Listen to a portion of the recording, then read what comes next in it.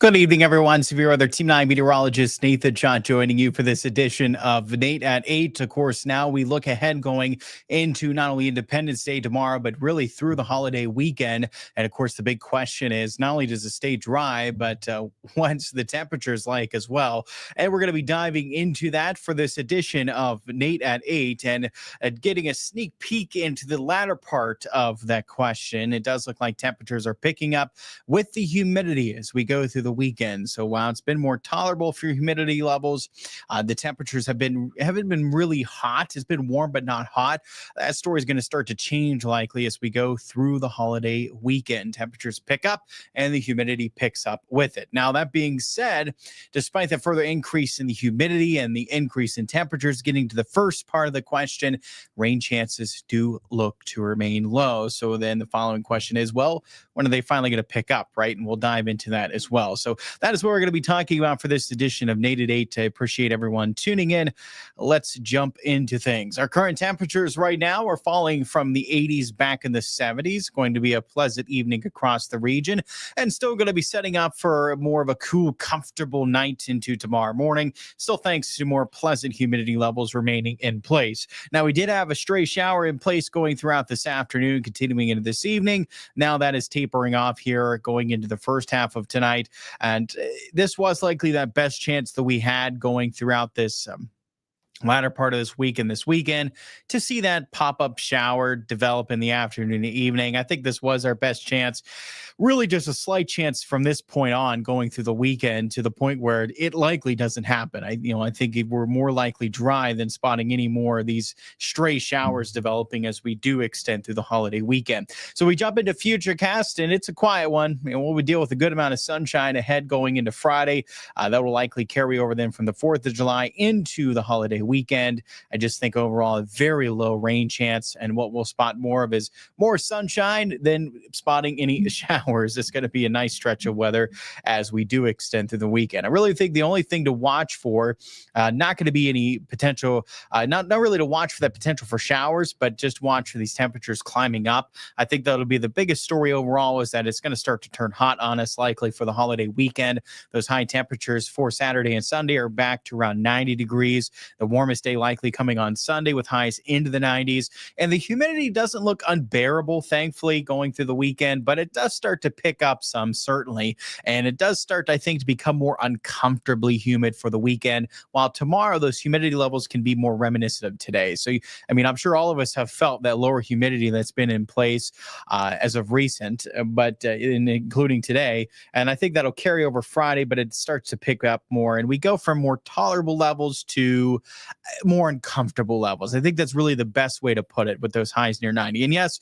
it will start to feel warmer than the actual air temperature once we start to see that humidity further pick up likely for the weekend. Good evening, Joe. Thanks for tuning in, same as Renee. Good evening to you.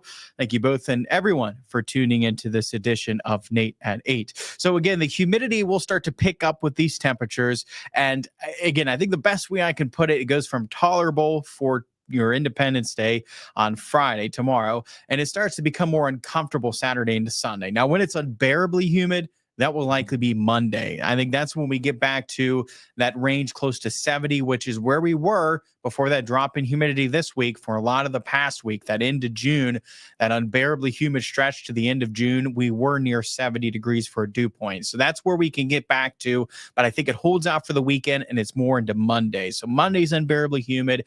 It's uncomfortably humid this weekend, and it's more tolerable for the humidity for your Independence Day. Again, think today, similar to what we had today, I think repeats into your Independence Day for Friday for the 4th.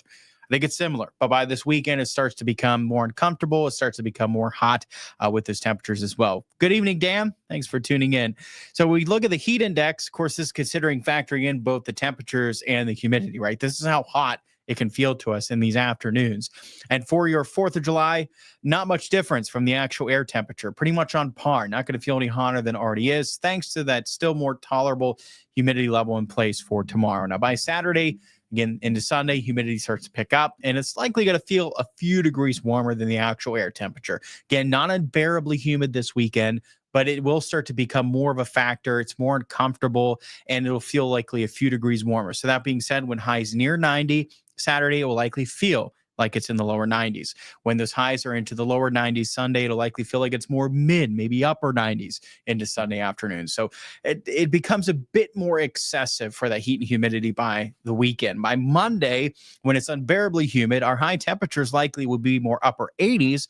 But when it's unbearably humid, the heat index is a bigger factor and it will feel warmer than the actual air temperature by even a handful of degrees, maybe even a little bit more than that. So more of a factor likely by the time we get into Monday. Highs will be upper 80s near 90, a little likely cooler with respect to Sunday, but with that humidity further picking up, it's going to feel even warmer, much warmer than the actual air temperature likely Monday afternoon. By Tuesday, then, we'll notice as those high temperatures start to drop off some, that heat index will be back closer towards 90. I think really setting up next week, still going to be setting up into generally a pretty humid stretch of weather, but I don't think it's going to be as excessive as it was for the end of June. I don't think it's quite that bad. I don't think we get into a stretch where it's unbearably humid every day, but I do think overall it's uncomfortable in terms of the humidity, I think, on a daily basis next week. So I know that Monday can be unbearably humid, but those dew points can lower some then going throughout next week. And it's just more of that uncomfortably humid range, I think, that we'll be in, rather than anything that's excessive and just unbearably humid. So I don't think what we see next week will be a repeat of the end of June in terms of that humidity. Now, what we will be watching next week, as you can see with that precipitation threat, you'll notice the higher chance of rain on a daily basis with respect to the next 3 days looking ahead for next week. And we do have better odds to deal with at least an isolated shower and thunderstorm on a daily basis, I think, next week.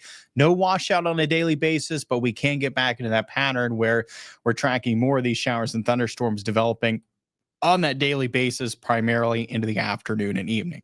So it's more of an unsettled pattern. I think returning for next week, again, more of an uncomfortably humid week ahead. I don't think it's unbearably humid, but uncomfortably humid.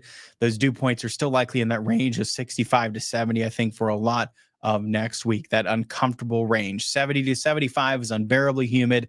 And I don't think we're going to be quite to that extent for most of next week, but certainly still uncomfortably humid. So we enjoy one more day, which happens to coincide with our 4th of July, where the humidity still more tolerable before it starts to become uncomfortable this weekend, unbearably humid Monday, and back to more uncomfortably humid as we go through most of next week with that more unsettled weather pattern in place. So we get to enjoy Mother Nature cooperating, bringing low rain chances through the holiday weekend before they pick up as early as Monday afternoon. So rain likely holding off just in the nick of time. It's holding off as it quickly returns by Monday, but holding off in time for the holiday weekend. And a good amount of sunshine. Again, starts to become more hot and muggy for the weekend, and it'll start to feel like it's further in the 90s Sunday, into the 90s on Saturday.